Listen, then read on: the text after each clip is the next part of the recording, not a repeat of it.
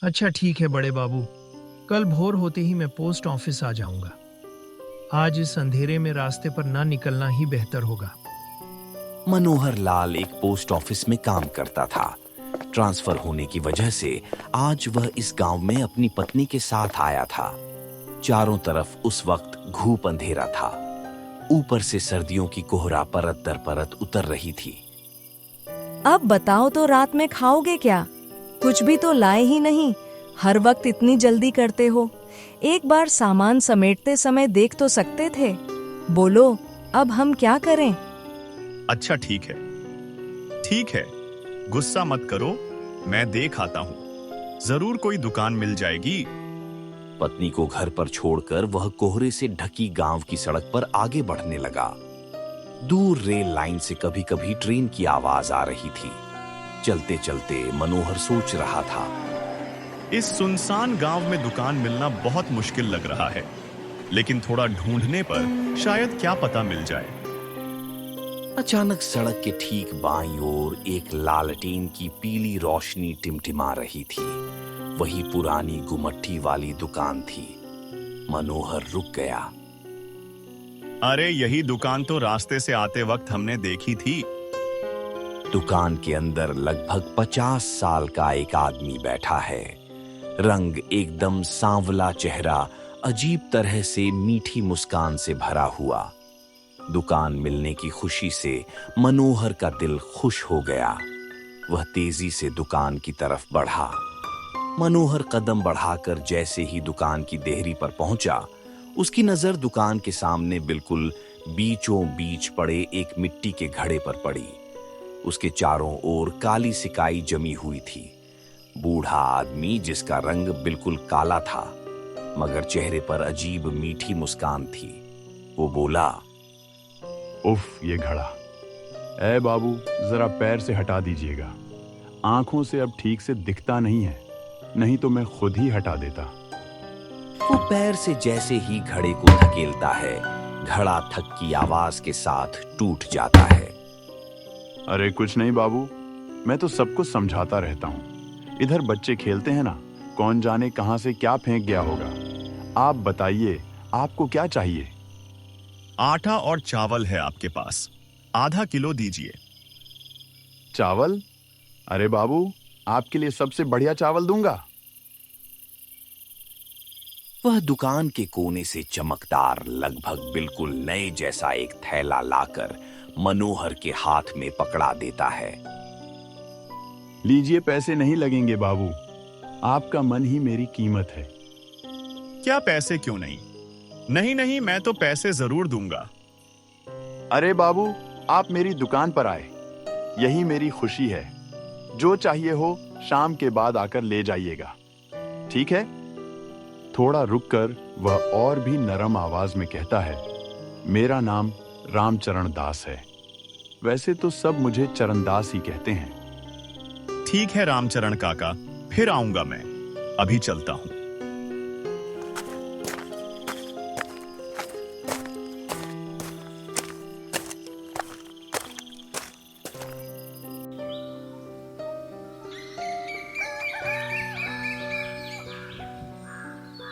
सुबह होते ही मनोहर post office पहुंचता है।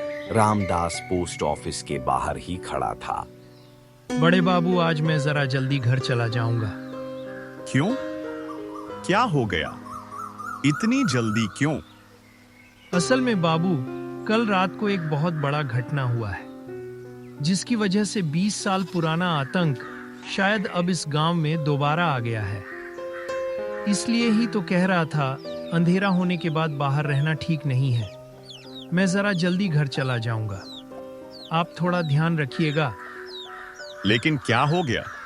तुम कुछ बोल क्यों नहीं रहे हो?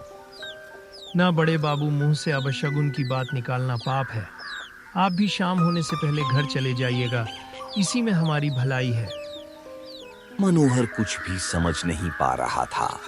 वह बस चुपचाप रहा और शाम को जब वो घर पहुंचा तो मालती उसे देखते ही बहुत खुश होकर कहती है, इतनी जल्दी लौट आए, अच्छा ही हुआ।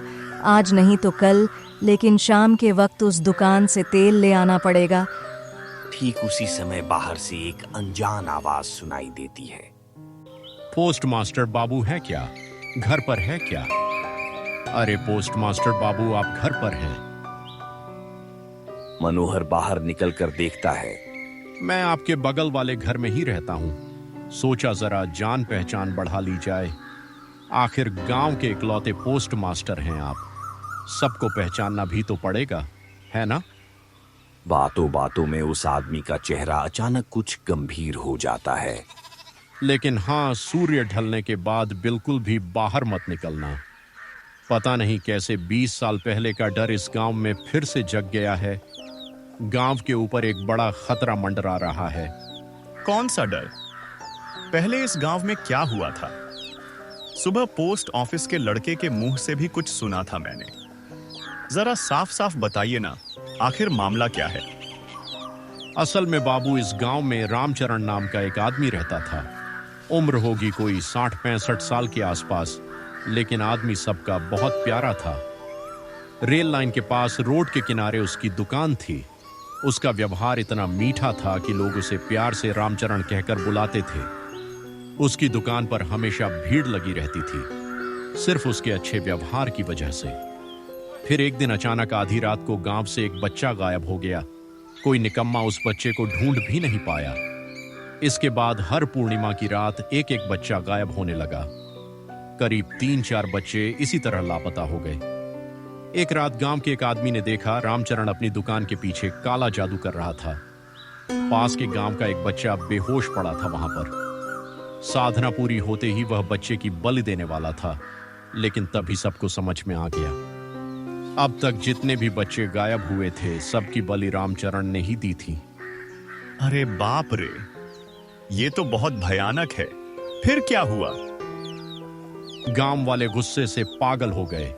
सबने मिलकर रामचरण को उसकी दुकान के सामने घेर लिया। उसे बेरहमी से पीटा।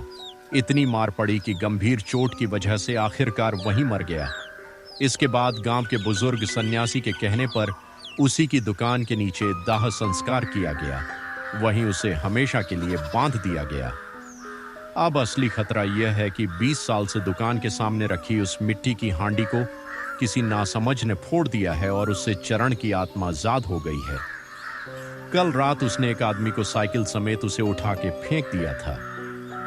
वही आदमी आज सुबह पूरे गांव को बता रहा है कि चरण ने उसे मारा नहीं, बस इतना कहा, तुझे छोड़ रहा हूं, गांव जाकर सबको बता दे मैं वापस आ गया हूं।